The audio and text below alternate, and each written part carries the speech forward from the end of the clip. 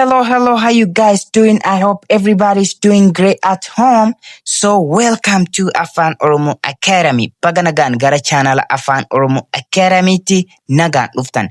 Warroottan channel kanaaf haaraa ta'an please channel kana subscribe, like, share gochuun hiriyoota keessan nuuf dhaqqabsiisaa. Akkasumas immoo warroottan channel kanaaf maatii ta'an viidiyoo kana like gochuun eegalaa. Hanga xumura viidiyoo kanaatti nu wajjin turaa.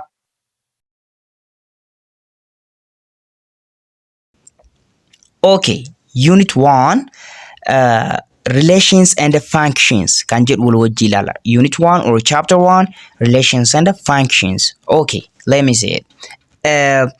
Unit outcomes in your unit outcomes.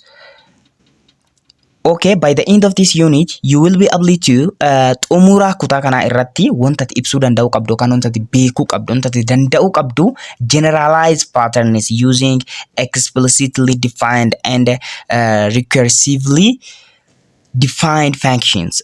Akkasumas fakkeenya walii galaa uumuudhaan hojiirra oolchuu tarsiimoo ifaan ibsaman yookaan ifa ta'anii fi irra deddeebi'anii ibsaman generalize gochuu danda'u qabna, beekuu qabna.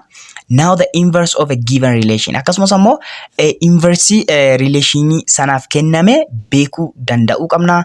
Now type of functions. Akkasumas ammoo gosa yookaan type functionii sana beekuu qabna, beekuu danda'u qabna.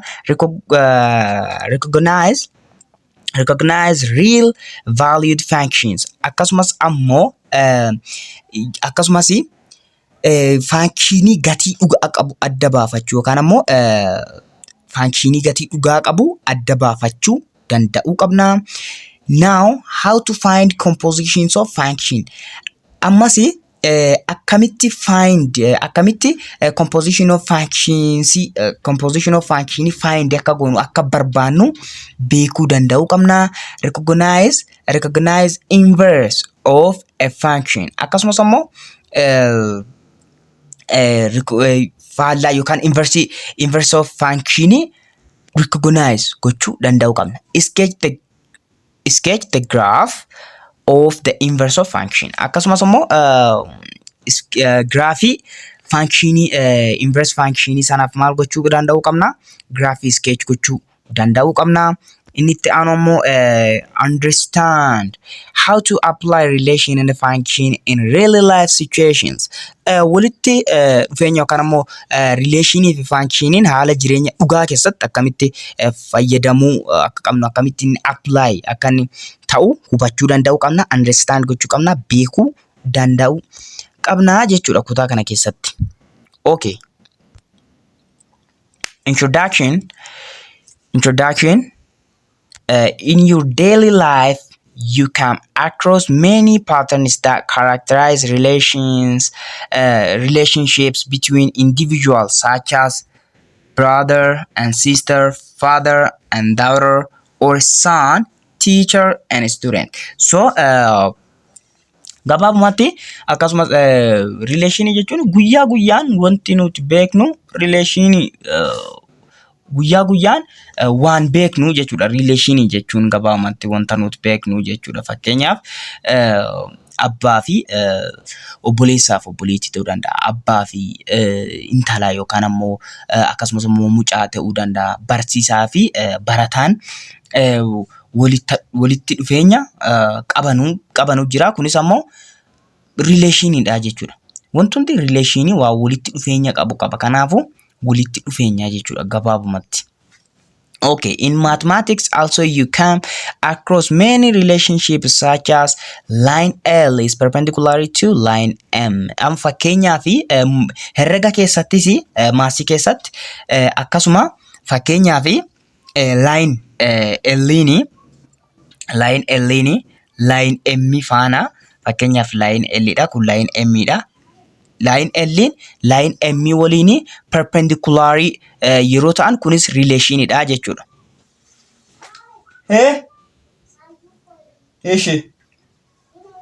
Ishidha.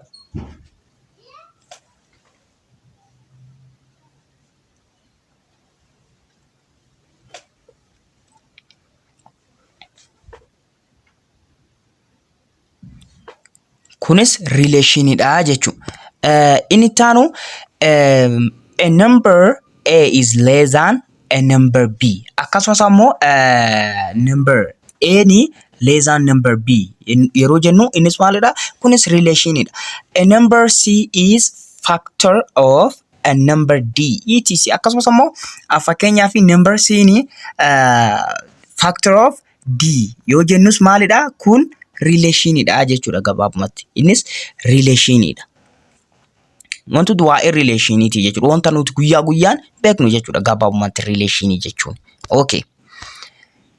In this unit, the concept is about relations and the function that you have learned in Unit 1 of Grade 10 will be revised and sum.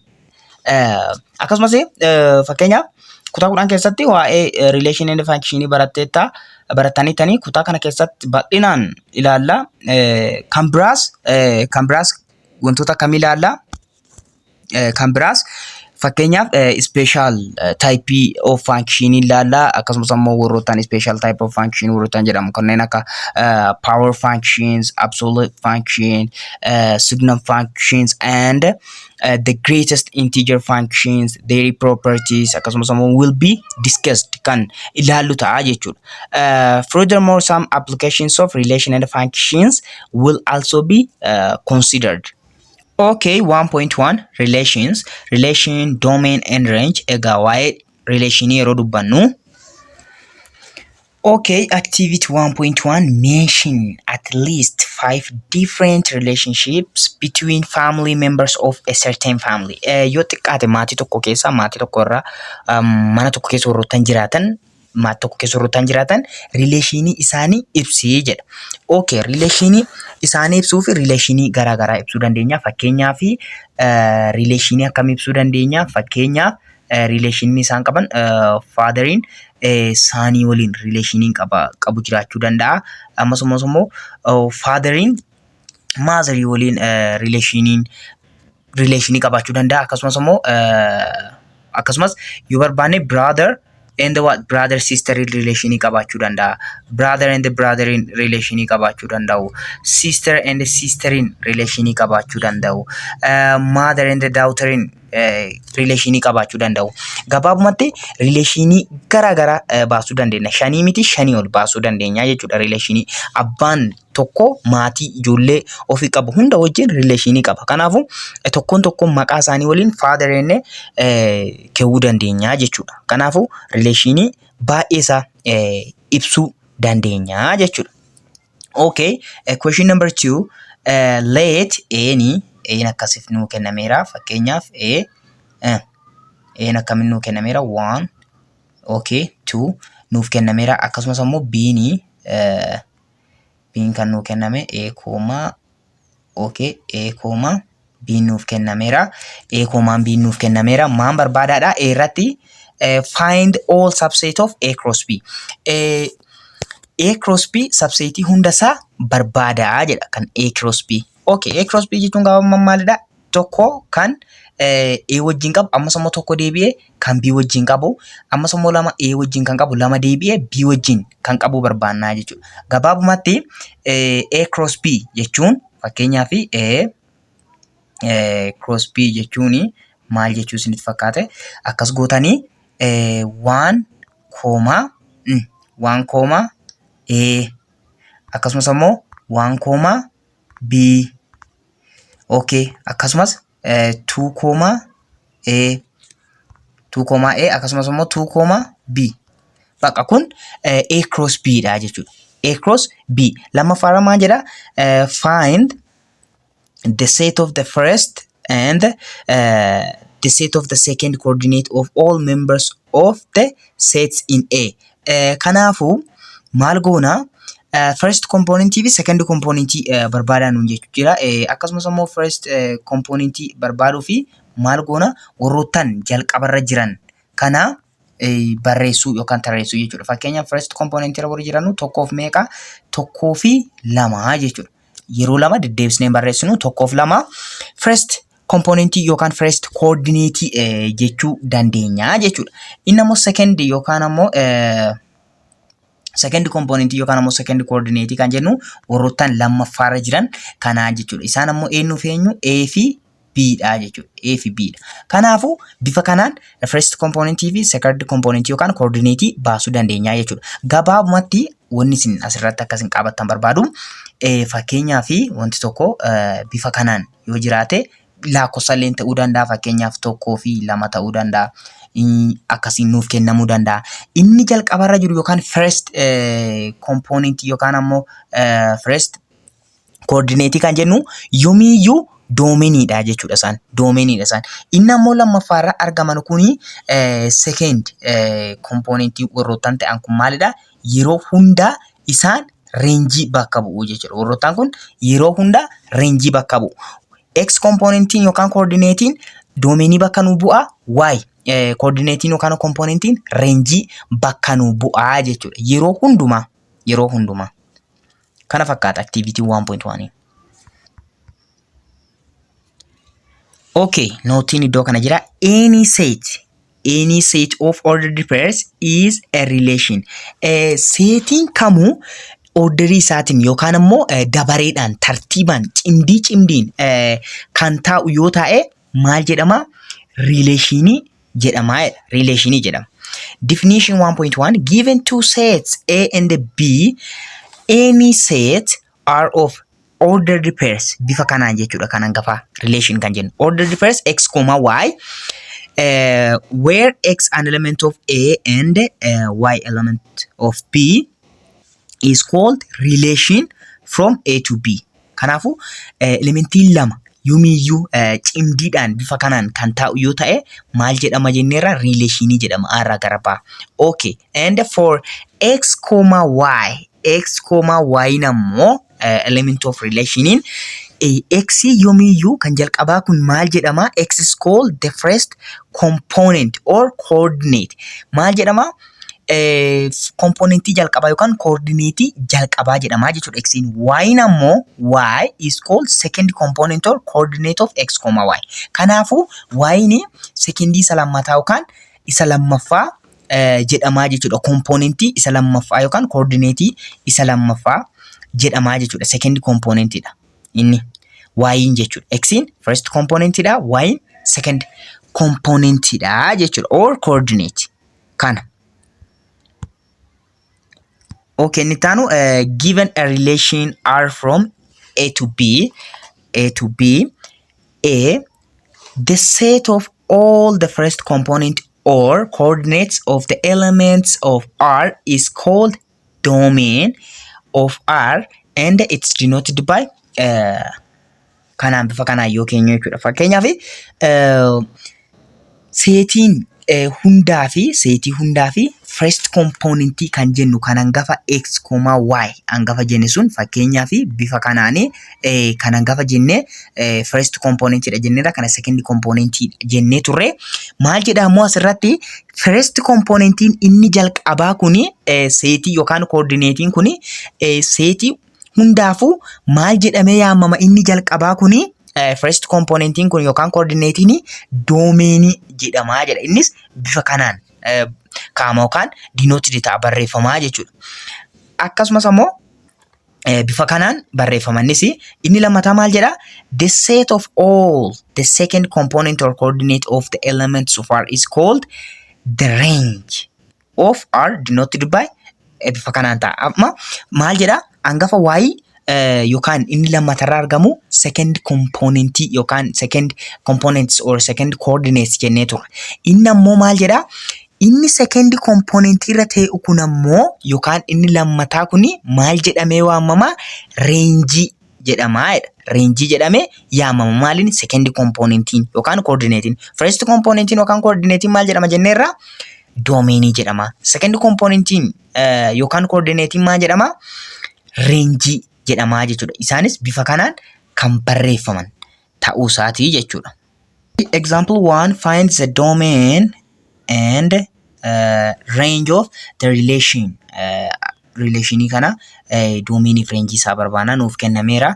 Okay, domenii barbaaduuf fakkeenyaaf X component fi Y component yeroo jiraatanii X yeroo hundaa bakka doomeenii nuuf bu'aa jenneerra, y'n ammoo range nuuf bu'aa jenneerra. Kanaafuu first componentiin yeroo kamiyyuu warroottan jalqaba irratti argaman, warroottan fakkeenyaaf warroottan jalqaba irra jiran kuni maalidha? Doomeenidha jechuudha. Warroottan ammoo second irra jiran kun lammaffaara warroottan jiran kuni rangeidha jechuudha. Eessattuu rangeidha isaan. Okay, fakkeenyaaf doomeenii barbaadisaa fi maal goona? Fakkeenyaaf warroottan first component irra jiran isiniin jedheera 45 and then 48, okay, 41, okay, 46, okay, 50. So it's what they are domain. Okay, range barbaaduuf ammoo range barbaaduu fi maal goona? Range barbaaduu fi warroottan second component irra jiran yookaan ammoo bakka y warra nu bu'anuu jechuudha. Maalidha? Bakka y warra nu bu'anuu jechuudha. Gabaabumatti warra lammaffaa irratti argaman range jedhaman. Fakkeenyaaf 65, 68, okay, and then 62, and then 66, and then 70. So it's what? It's range. Rangeidha jechuudha. Warroottan kun they are range.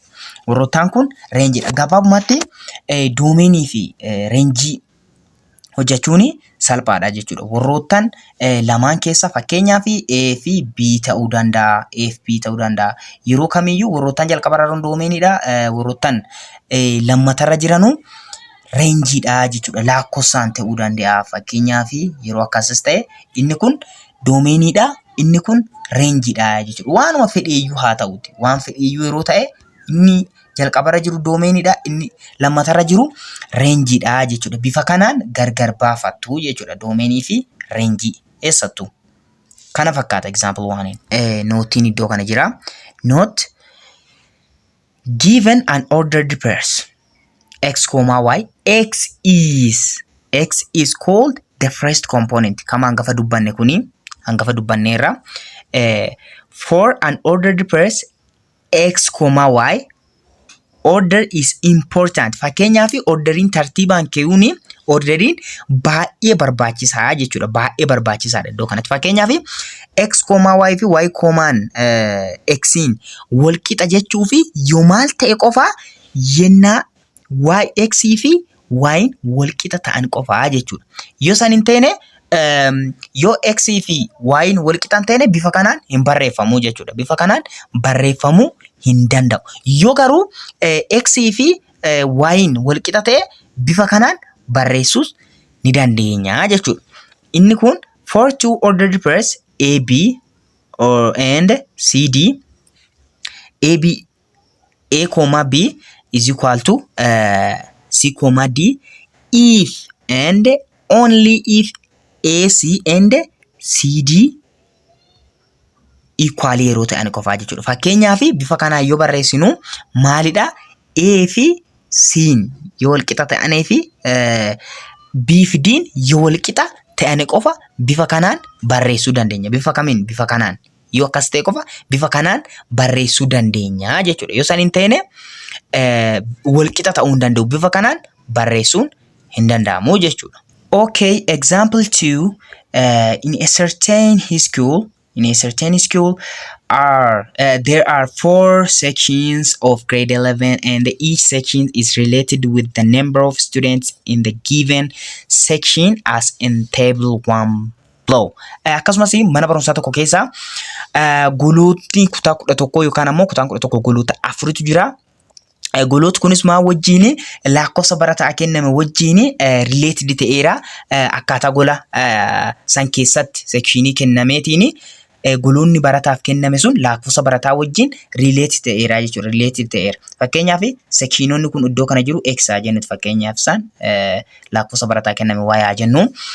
Sectioniin section 1 hin jira, section 2 jira, section 3 hin jira, section 4 hin jira. Section 1 nama barataa 49 of jalaa qaba. Golli tokkoffaan yookaan golli tokkoffaan yes. Golli lammaffaan ammoo barataa 51 of jalaa qaba. Golli sadaffaan barataa 48 of jalaa qaba.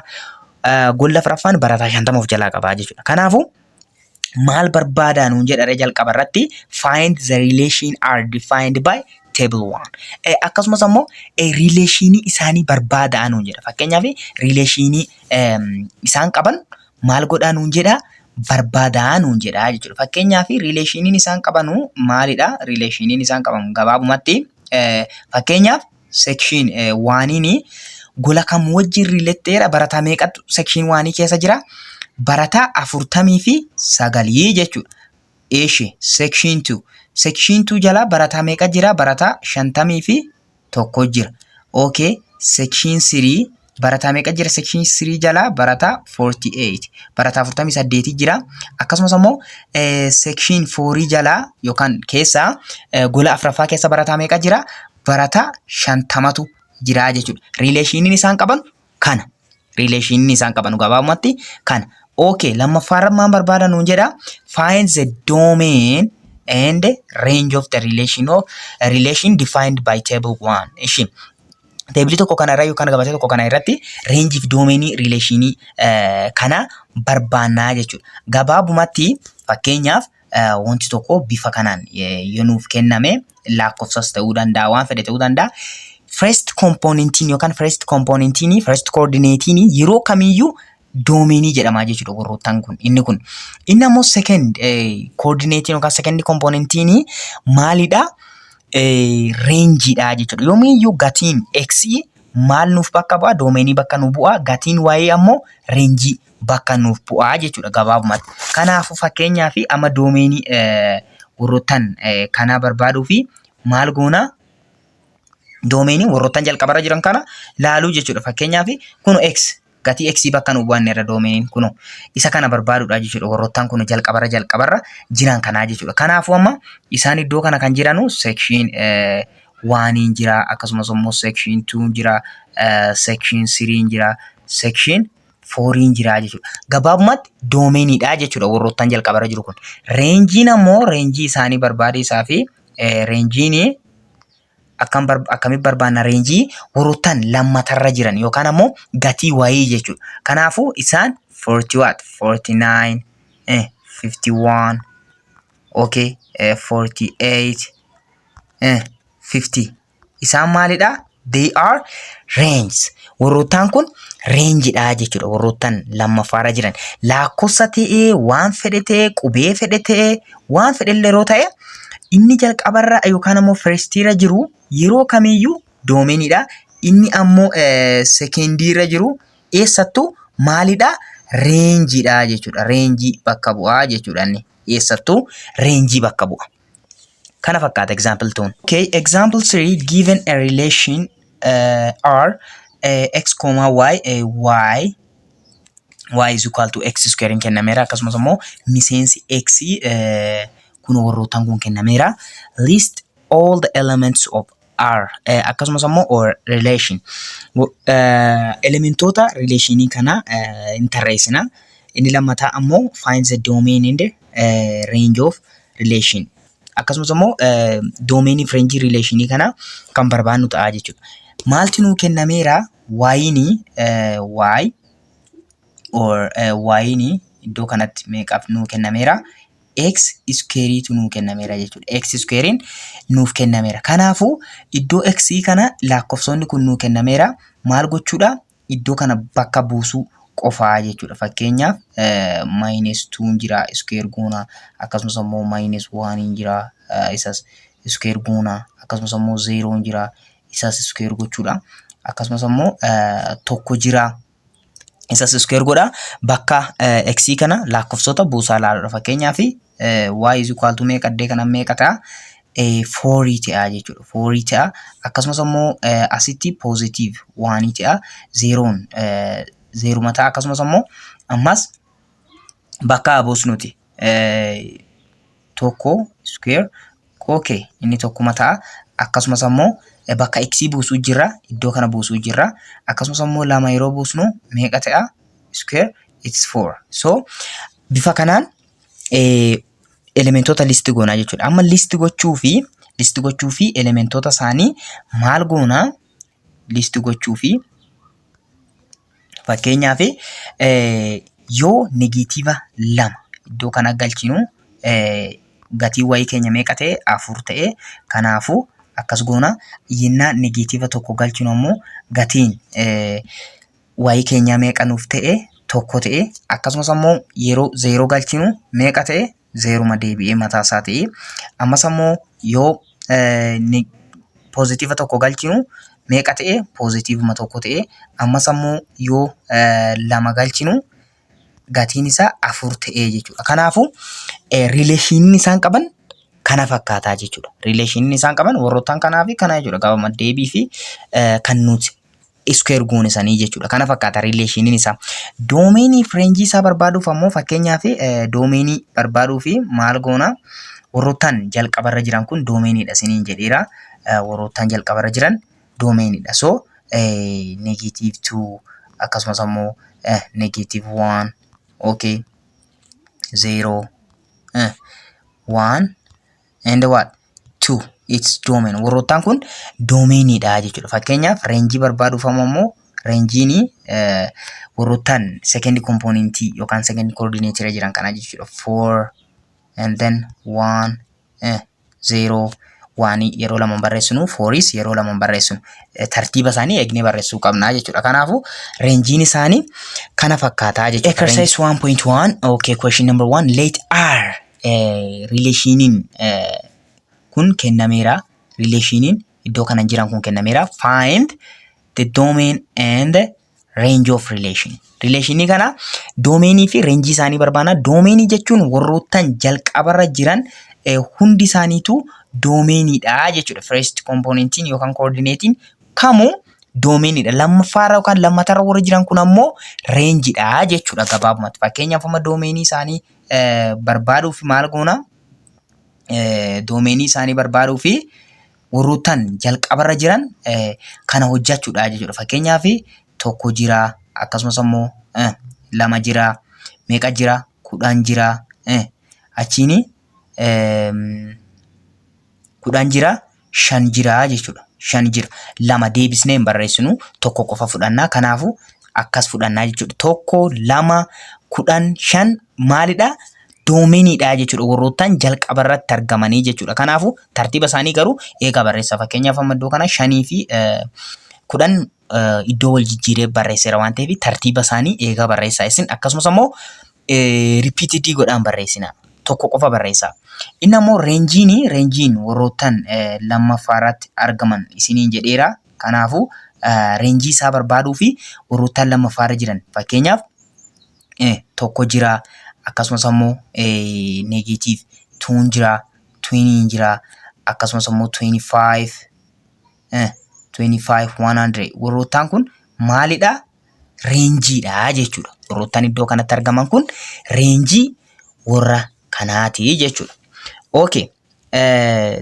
Question number 2. Table 2 gives the mark of a certain student in 4 subject out of 100. Akkasumas ammoo gabatee lama kanarratti qabxiin barataa tokko yookaan barataa murtaa'e tokko barataa 400 keessaa as akkuma jiruun subjectii fi maarkiin inni argatu kan qabxiin inni argate kaameera gabatee kanarratti isa laalaa jiru. Fakkeenyaaf kana x jennu kana y jennuti. Okay. Ingiliffama barataan tokko kuni ingiliffa 100 keessaa English yookaan meeqa argateera? 89 argateera. Mathematics or maths meeqa argateera? 91 argateera. Physics 88, chemistry 90 argateera. Nuti ammoo maal barbaanna? Irratti list all the elements of relation are defined by table 2. Akkasumas ammoo gabatee lama kana irratti defined relationii ta'an kana elementoota hunda isaanii relationii kana tarreessinaa jechuudha. Elementoota hunda isaa tarreessinaa. Inni lammaffaan ammoo find the domain and the range of relation in A. Akkasumas ammoo doomeenii fi reenjii barbaannaa jechuudha. Okay.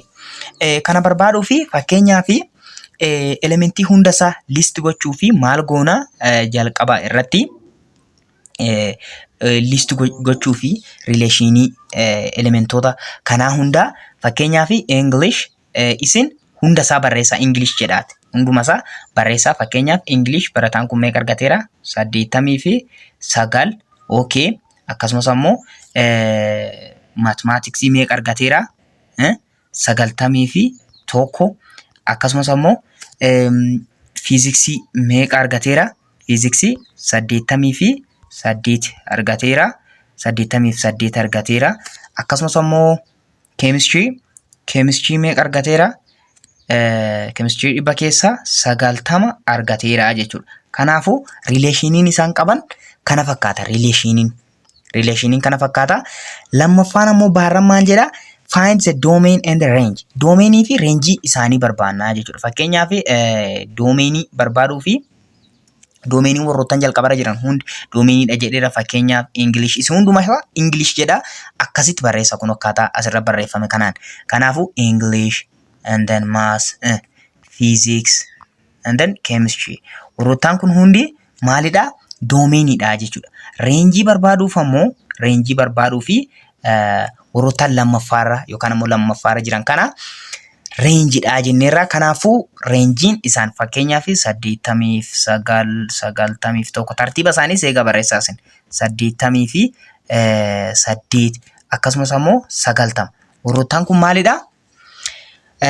Domainii atuun ta'e range warra kanaati jechuudha. Range. Okay, let R be a relation defined by R x comma y is equal to x square minus 2 2 ammoo x lakkoofsa x kenname miseensi x asii kennameera. Jalqabara maan barbaadan nuun jedha? List all the elements so far. Akkasumas ammoo elementoota hundasaa rileeshinii kanaa barbaadan nuun jedha. Lammaffaan ammoo find the domain and the range of relation or R. Akkasumas ammoo domainii fi range barbaannaa jechuudha kan warra kana. Okay, jalqaba irratti maaltu kennameera? Y is equal to x square minus 2 kennameera jechuudha. Kanaafuu x fi miseensi x eenyu fa'a? Miseensi x 0, 1, 2, 3, 4, 5. Warroottan kun miseensa maaliiti? Miseensa x'ti jechuudha. Kanaafuu nuti elementoota hunda rileeshinii kana list godhaarra marroo ta'ee fi okay x iddoo kana gidduu buusuu jechuudha. Kana gidduu buusudha. Fakkeenyaaf x square minus 2 miti. Iddoo kana warroottan x iddoo kana jiru kana warroottan iddoo kanatti argaman kana square godhaa lama irraa hirdhisuudha jechuudha. Fakkeenyaaf okay minus 2 is equal to deebi'achi kenna. Akkasumas ammoo meeqa dhufa? 0 squarein 0 dha. Kanaafuu 0 irraa lama naa hirdhisnu meeqa? Negative 2. Akkasumas ammoo okay tokko galcha 1. Okay 1 square minus 2 is equal to 1 square innaa goonu 1 ta'a. Kanaafuu tokkorraa negative tokkorraa lama naa hirdhisnu meeqa? Negative 1 ta'a. Akkasumas ammoo 2 square minus 2 is equal to lama square innaa goonu 4 hirdhisuu lama meeqa dhufa? 2 dhufa. Akkasumas ammoo sadaa galchinuuti 3 square is equal to minus 2 is equal to 3 square meeqa dhufa? 9 dhufa. 9 irraa lama irraa hirdhisnu meeqa? 7. Akkasumas ammoo 4 square meeqa? 16. 16 hirdhisuu lama meeqa? 10 fi 4 jechuudha. 10 fi 4. Akkasumas ammoo 5 jira. 5 square minus 2 5 meeqa? 5 square innaa goonu 25 hirdhisuu lama meeqa? 23 jechuudha. 23 kana fakkaata. Kanaafuu amma rileeshinii isaa yoo barreessinu akkamitti barreessina? R is equal to warroottan rileeshinii isaa yeroo 0 galchinu meeqa ta'e? Negative 2 ta'e. Akkasumas ammoo yeroo tokko galchinu gatiin y keenya meeqa ta'e negative 1 ta'e akkasumas immoo yeroo lama galchinu deebi'ee 2 ta'e gatiin y keenya akkasumas immoo yeroo 3 galchinu gatiin y keenya meeqa ta'e 7 ta'e akkasumas immoo yoo 4 galchinu gatiin y keenya 14 ta'e akkasumas immoo yoo 5 galchinu gatiin y keenya meeqa ta'e 23 jechuudha. Rileeshiniin isaan qaban kana fakkaata. Rileeshiniin isaan qaban kana fakkaata. Doomeenii fi reenjii barbaaduun ammoo akkuma beekamu warroottan jalqabarra jiru doomeeniidha. Yeroo hunda isiniin jedheera warroottan jalqabarra jiru doomeeniidha. Fakkeenyaaf 0 jira, 1 jira, as 2 jira, akkasumas 3 jira, 4 jira, 5 jira. Warroottan jalqabarra jiran kun hundi isaa maalidha? Doomeeniidha. Reenjiin ammoo -2, -1 and 2, 7, 1, 4, 23 kun maalidha? Reenjiidha jechuudha. Fakkeenyaaf iddoo kanatti doomeen jennee hojjechuu hin dandeenya. Doomeen jennee warroottan jalqabarra jiran fakkeenyaaf 0 jennee 1 okay and then 2 okay 3 okay 4 5 warroottan kun maalidha?